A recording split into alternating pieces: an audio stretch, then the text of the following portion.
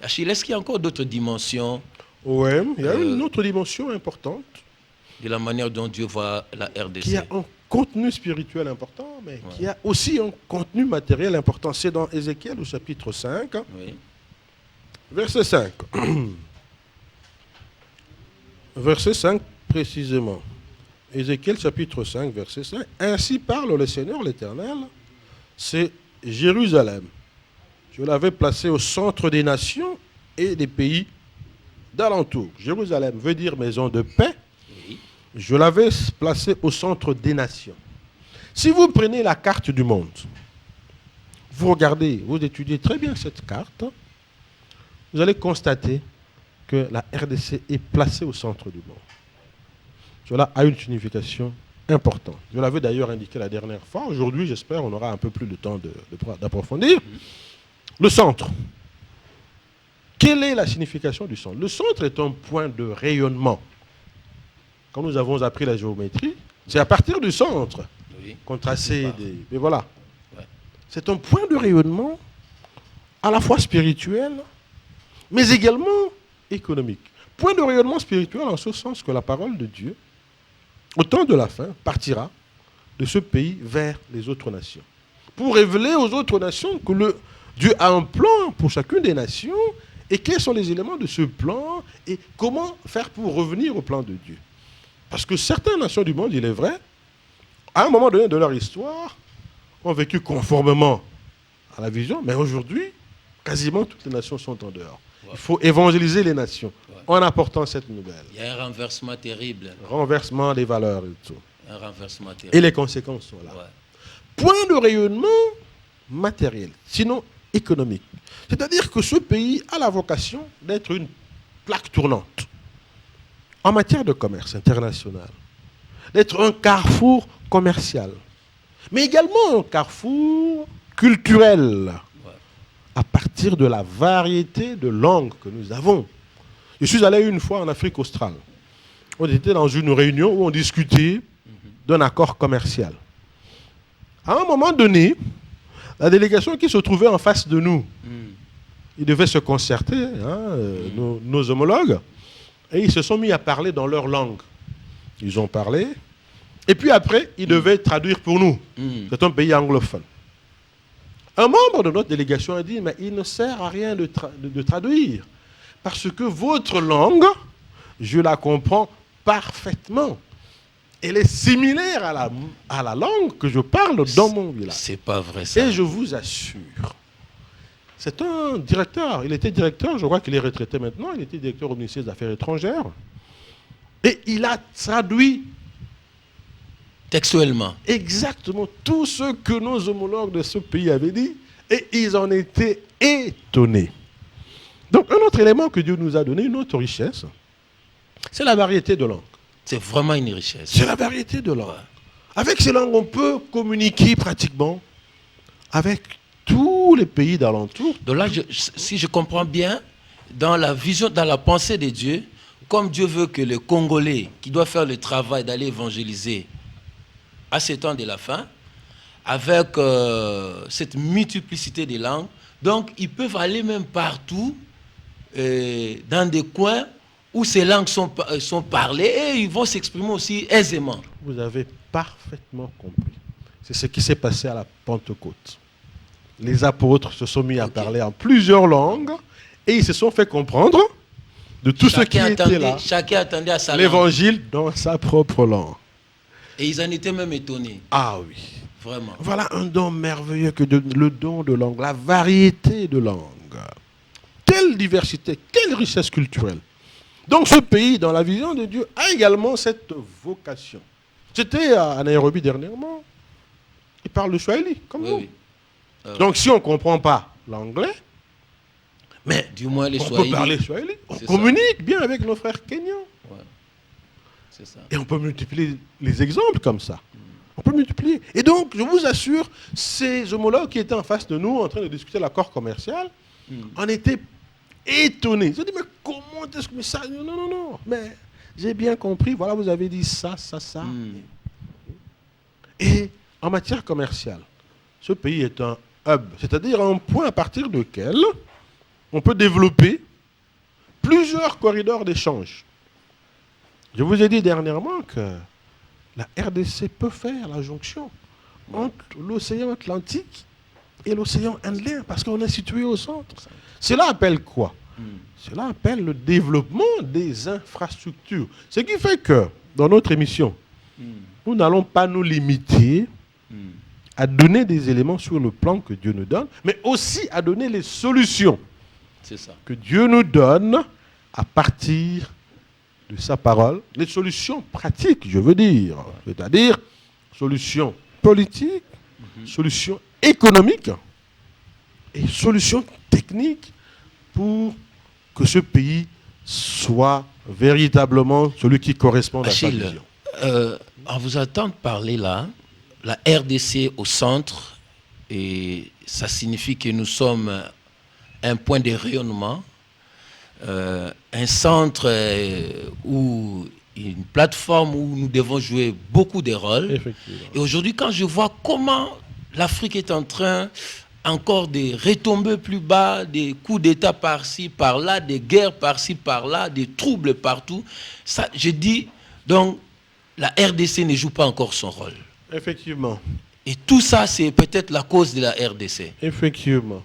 Nous avons une très grande responsabilité. Vous savez, quand nous sommes en face d'autres homologues africains, soit dans des réunions, soit dans... Mais c'est presque avec insistance que nos homologues, nos amis nous disent, mais que la RDC occupe enfin sa place. Parce que vous attend. Mais oui. On vous attend. Mais oui. Mais occupez au moins votre place pour que les échanges se développent, pour que vos ressources puissent enfin servir aussi au développement du continent, pour que ce continent puisse jouer son rôle dans le monde. Et ils le disent avec insistance. Avec insistance.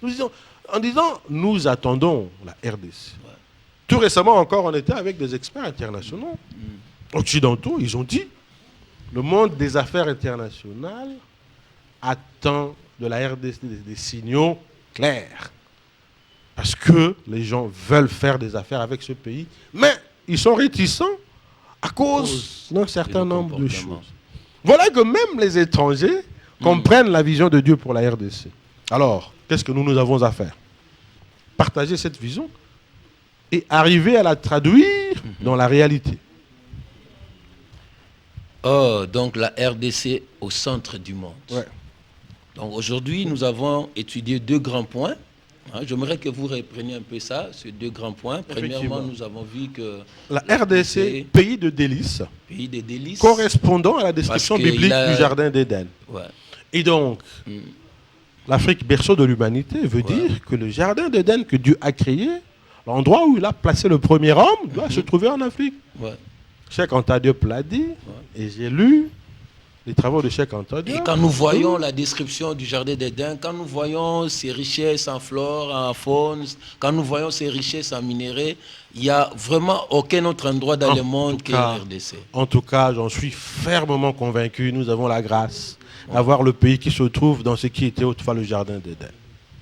Vraiment. Premier élément. Ça, c'est le premier. Deuxième élément, c'est la position géostratégique du pays, au centre de l'Afrique.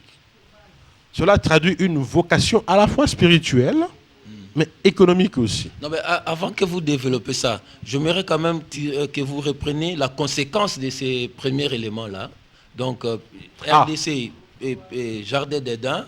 Conséquence? Conséquence, c'est un pays des de plaisirs, délices. Parce que Jardin d'Éden veut dire jardin de délices. C'est-à-dire un espace pays beau vivre. où il fait bon vivre.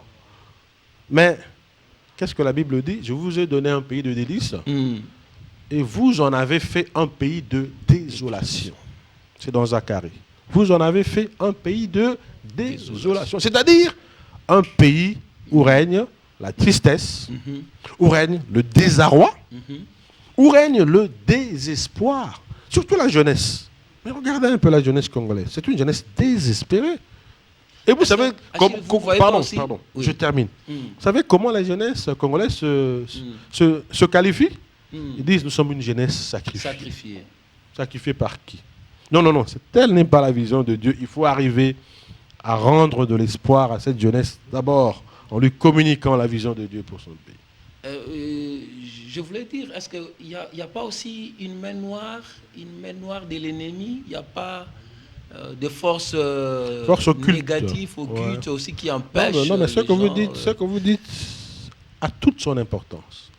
Parce que de la même manière que Dieu a un plan pour chacun de nous et pour chacune des nations, il y a aussi les forces invisibles, notamment dont le maître est Satan, le diable, qui existent réellement. Et qui travaillent. Le diable aussi a un plan pour les nations. Qui travaille de la même manière, oui. Il y a le royaume de Dieu d'une part. Oui.